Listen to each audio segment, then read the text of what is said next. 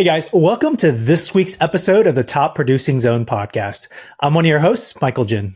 And I'm Shane Carvalho. We got a fun episode for you this week. Well, maybe not fun, but important. And this is something that has come to bite both Shane and I in the butt quite a few times.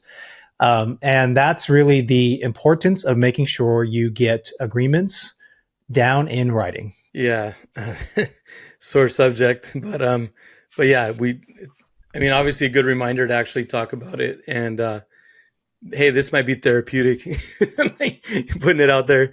We aim to please on this podcast. Therapy, among other things, is also Right. included. It's free. No, It is free therapy. Yeah, honestly, Michael, this comes on so many different levels because, I guess like what I'm guilty of for me is that I always put my filter on other people, like, because there's I'm my level of integrity is like through the roof. Like if I tell you I'm going to do something or agree to something, I commit, it always happens. So, it's like you kind of put the same expectation on other people. And that's where we both go wrong. Like we always see the best in people and you never know who's going to fool you or who's going to be the culprit. You know what I mean?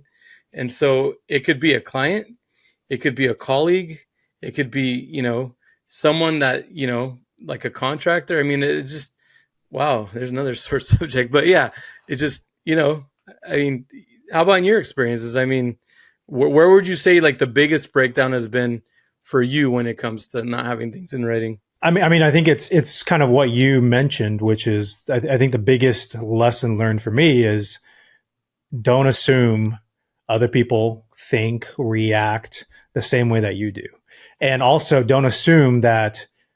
I think that the addition to that statement I would say is don't assume people in stressful situations, right, where they're potentially have their backs against the wall or they're under some kind of anxiety or stress would react the same way that you would. And I think typically where I've gotten burned by not having verbal agreements is in those situations, right? Like to your point, like sometimes you could be like buddies with somebody or you've known somebody for like 5, 10, 15 years. And, you're none the wiser because you haven't really faced too many tough situations together. But, and you feel like you can take somebody at their word, not knowing that you haven't been in that particular situation. And once you kind of get into a hard situation, that's when like sometimes people's true colors come out and you're like, wait, I feel like I've been like myself the whole time. Like, where the hell did this come from? Yeah, you get so duped. It's so crazy. Well, yeah. The other thing too is that like I was talking to someone earlier today about the fact that, some people are quirky, whether it's mental illness or just some weird like personality trait or something. Like, sometimes it's like, it's not even someone intentionally trying to screw you. They're just like, speaking of screws, they might just have a couple of screws missing. I mean, I don't know.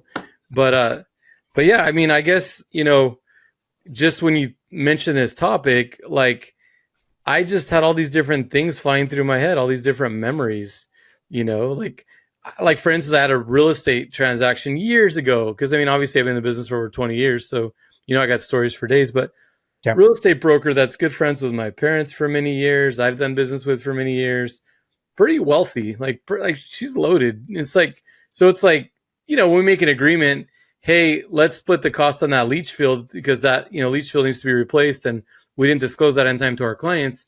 Why don't you and I just split the cost at, after we close escrow? And I was like, yeah, sure. And I'll just call her Sue just to kind of cover her identity in case she's watching. But, it's like at the end of the transaction, Sue claims that we never had that conversation. And I got stuck paying for the whole leach field.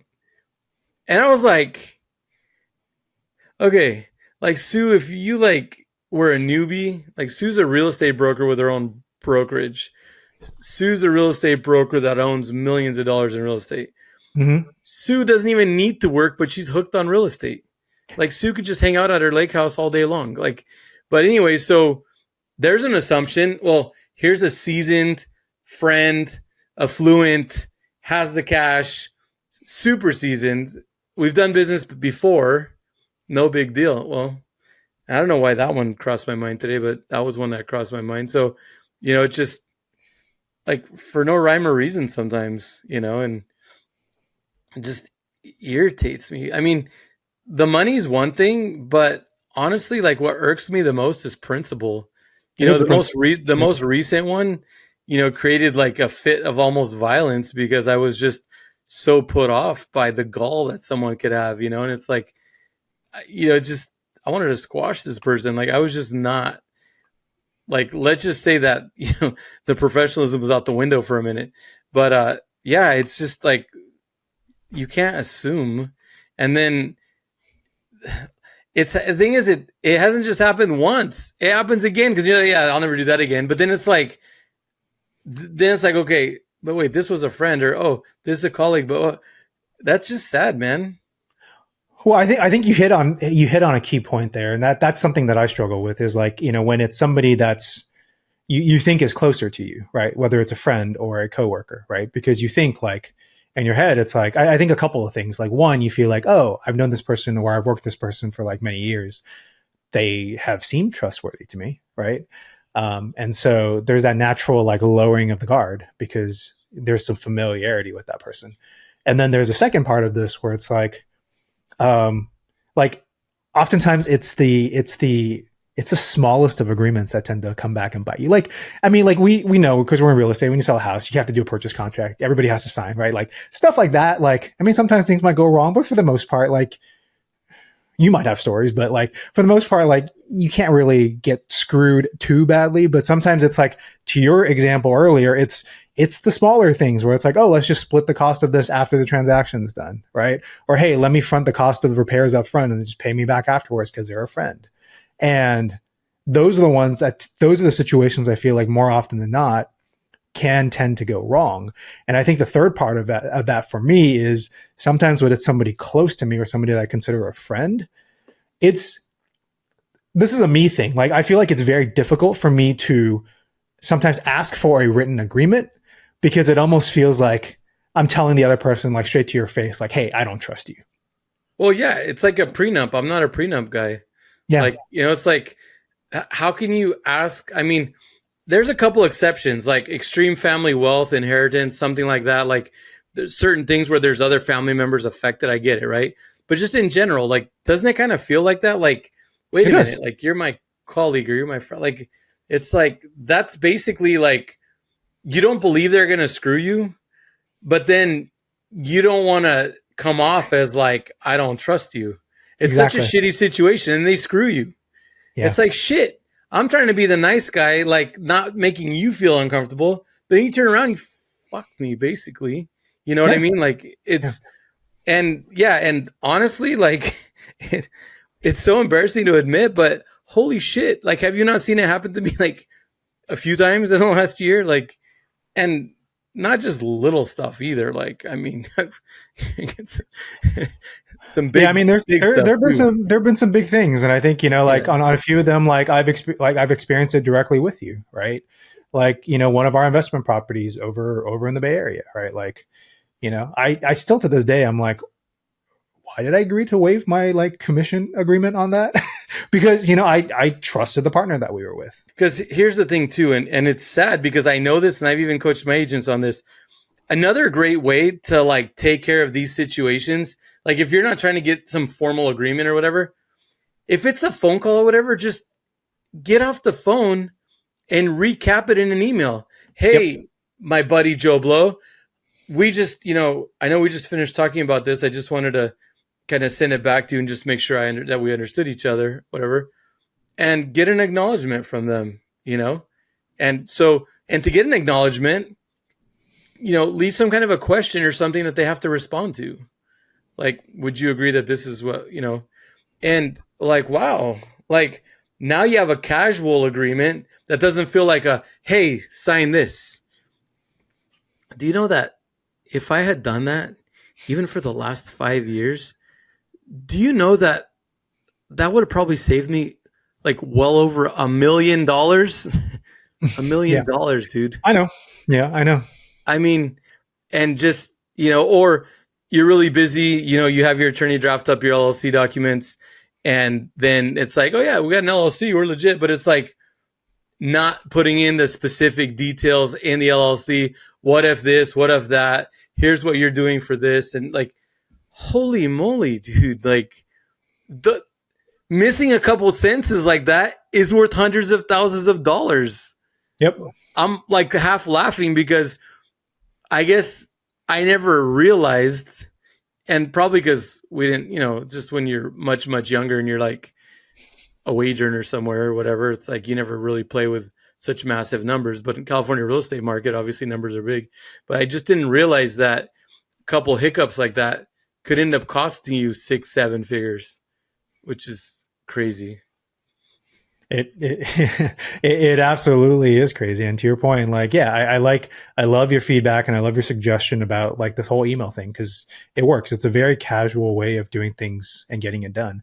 And sometimes, honestly, when it's a big agreement like an LLC, like you can't get around the topic. I think, right? You can't get around by saying, hey, like I'll shoot you an email like you might with other casual agreements.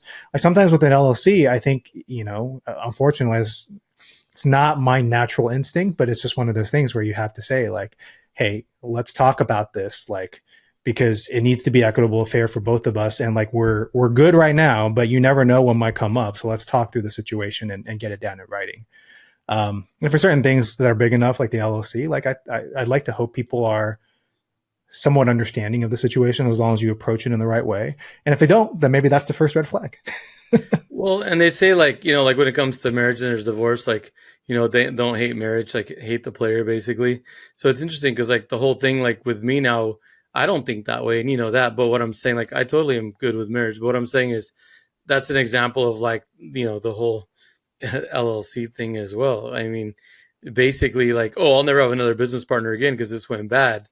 And yeah, it wasn't necessarily because it was a business partner, but this one did scare me straight to like just wanting to be solo. Like I don't all my other businesses are solo and like I'm I'm good with that. I think that if I do get involved in any future partnerships, I think it's going to be spelled out very well. And I think I'm also going to do with people like for instance like I do a deal with you.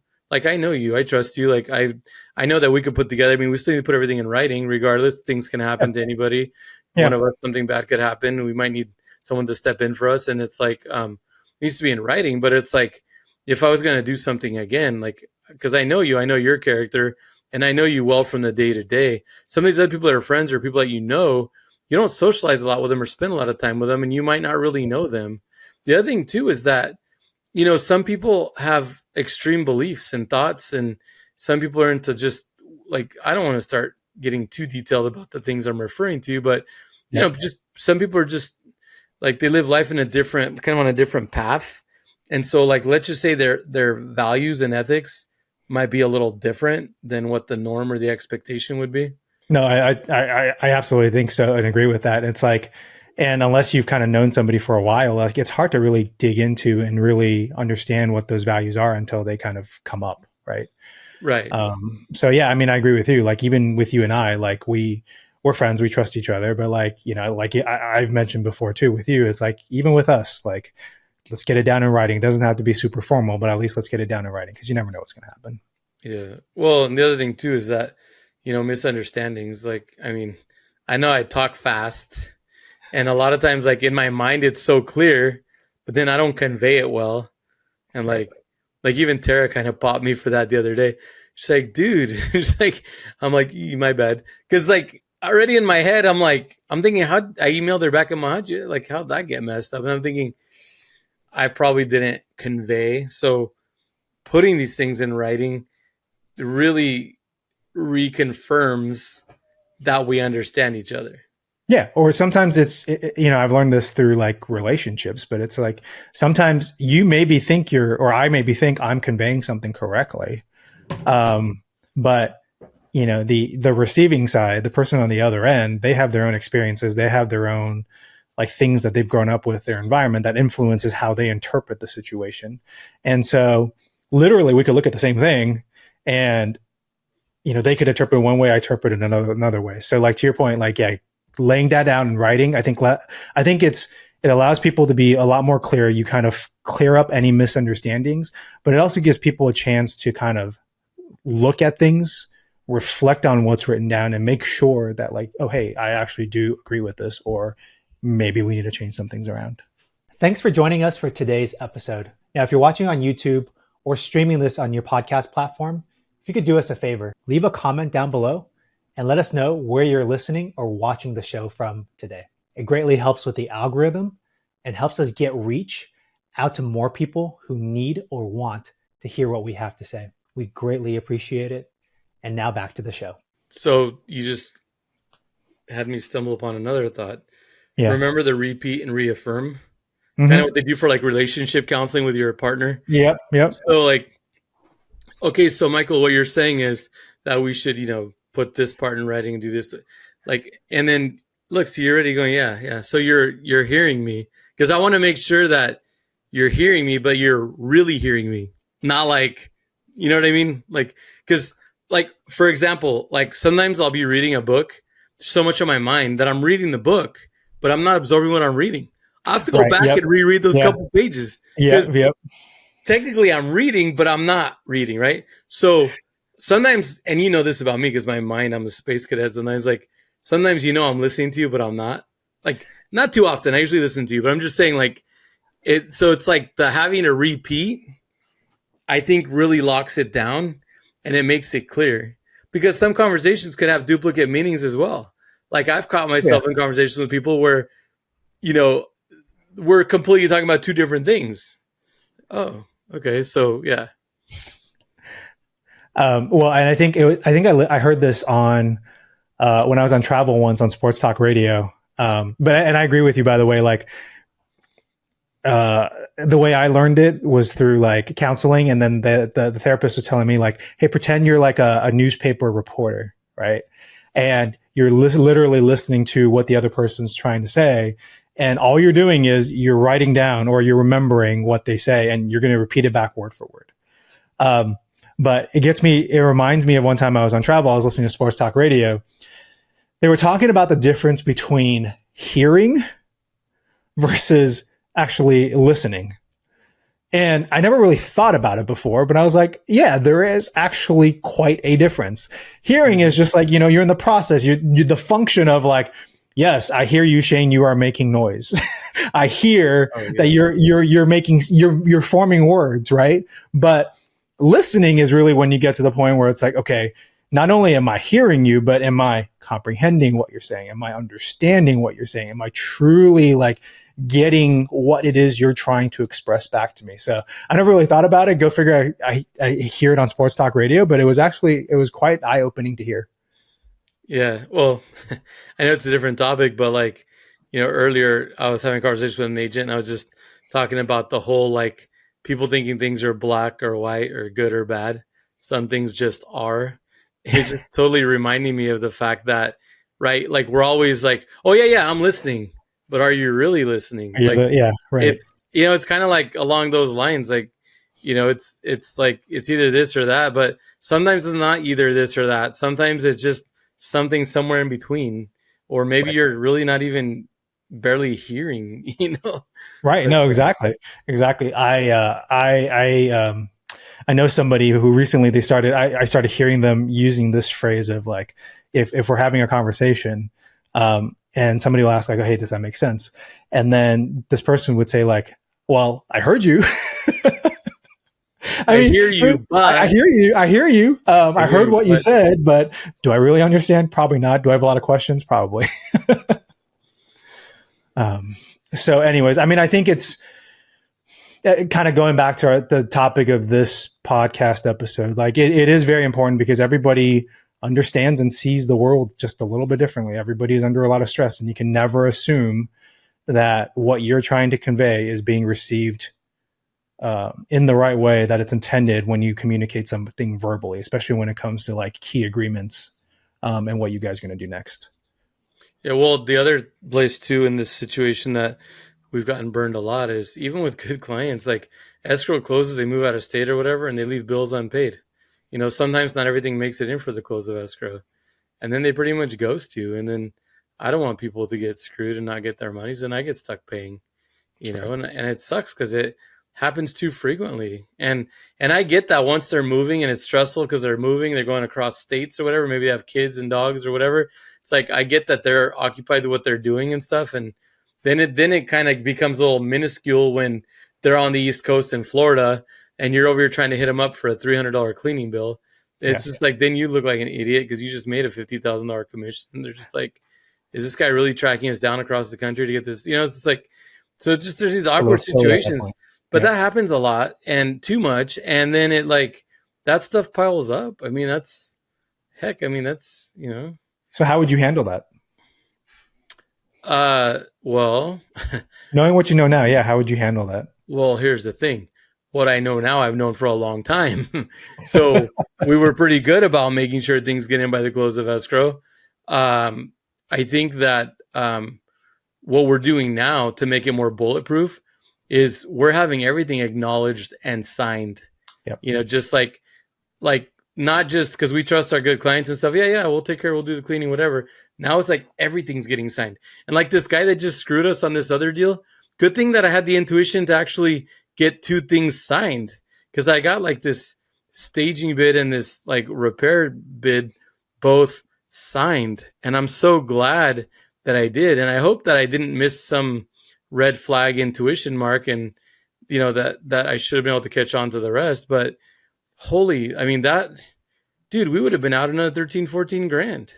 Yep. So I'm just really glad that we at least got that. Karma will take care of the rest. I mean, it's very true. I mean, your wallet will feel in the short term, but I mean, who knows what happens in the long term? Yeah. Well, never wish bad on anyone, and that's not something I'm trying to do by any means. But I don't know. It's kind of hard to wish people like that well too at the same time. So, but yeah, I mean, lessons learned. I guess just more lessons learned and more lessons learned. Uh, but yeah, I don't let it necessarily kill the thought of, like I said, partnering up with other people who are doing things in the future. But I think it's just constantly bringing more attention to trying to find better ways of managing the situations, and and really just going forward. Maybe even working on the approach. Because sometimes it does feel kind of abrupt. Like, oh yeah, you got to sign this. Shane, it's like a $200 window cleaning thing. Yeah, well, it's like, I don't know. Just I got to I improve mean, that in that approach. situation, like, I mean, I'm trying to think how it. I mean, I probably agree with you. I wouldn't do it like oh, $200, like, here, sign this. But maybe it's something along the lines of like, hey, we're going to do some things to help you like get your house in order. Like, we're going to clean the windows, do all these things, and then maybe like one approach is you kind of itemize things and group them together, and then say, hey, like, do you agree to sign off on something like this? We do usually try and group things, but I mean, I guess with the smaller things, I guess that could fall into an email. Like, Yeah. Yeah. so I just want to recap, like, we're doing this way. You want to pay that at close of escrow. You understand if for some reason it doesn't get paid at escrow, that you'll just take care of it, and that this is your bill. Yep. Yeah, like recently I had another client that didn't want to pay their half of the cleaning, that, they felt like we should cover the cleaning. And it's like, I mean, it's just tough because it's like, in their eyes, like, oh, they're making enough money, they should just pay for that. But I mean, what they don't understand is that, repairs and cleaning and all that, inspections, that's an owner cost. Yep. We cover marketing costs, which are Yep. like, in our case, we include staging, but then, obviously we include managing all the repairs and stuff, and, setting up the inspections and everything else. And we pay for all the pictures and video and 3D and all the advertising, sure. But I mean, what they don't understand is that, if we're paying this cleaning here, this inspection there, this other repair there, I mean, dude, this is California. These are big numbers, like I was saying earlier. Yep. And, paying 500, 600, 700, 1,000 here and there, dude, at the end of the year, that's like $50,000, $60,000. Small stuff. It adds up. It adds up fast. Which that's obviously that's a lot of Starbucks or what have you. But, some of these things have happened before, and that's why we put the protocol in place. And now the team's really good about knowing, let's make sure we collect everything before we close escrow. But obviously some of these things are still slipping through the cracks. And, we just got to do a better job of bottling that up. And we could do that by written agreements, like what we're talking about. Written agreements, emails. I mean, heck, even text. Anything that's like written down, right? Right. Even I mean, text these days might even be the easiest way. Just say, hey, right after you finish having a phone call, like, hey, we talked about these things. Like did I capture that correctly? Yeah, no, this last guy too. It's like I was on the road, and so it's like his conversation, and I really didn't stock my stuff to see if I have anything in writing. But I mean, I gotta say, it still really irks me though that the conversation was totally had, and the guy's younger than me by far, so it's like you gotta have a better memory, I would think. But yeah, it still irks me that it has to be that way. You would think that people would have a certain level of integrity and just ethics, but that's where this all started, right? That's where this whole topic came from. That is where it started. Never assume that everybody else has the same like level of standards and ethics and values that you do, right? Right, right. Um, yeah, but I mean, it's been painful lessons. It's been expensive lessons, but it's been great to kind of hear like sharing all your lessons learned for the audience, and and kind of what you're doing differently now. I mean, it's important because I think sometimes people out there like you're so busy sometimes you don't think about these small things, and until you get burned by it. Well, but that's the problem. It's because I'm busy. Like I'm not, like I'm crossing, my T's and dotting my I's with the contracts and everything on behalf of the clients. But because I'm so busy, I'm not looking out enough for me. And I guess just my guard's down because you don't expect this from these kind of people, right? Like, so yeah, I mean, lesson learned is, prioritize yourself and your stuff a little more, and definitely get everything in writing. I was Yeah. joking with Terry about that because Terry will like make these disclosures she has me sign, like I didn't put nails in this wall, so if the client sees nails in the wall when we're done with our staging, it wasn't us. Or just these like little like disclosures, or this is glass, could break, or just. And I used to tease her because I'm like, that's just like way too like basic, And then Yeah, so way too yesterday deep. I was telling her, I go, you know what, I'm gonna take a couple strides more to your side of the coin.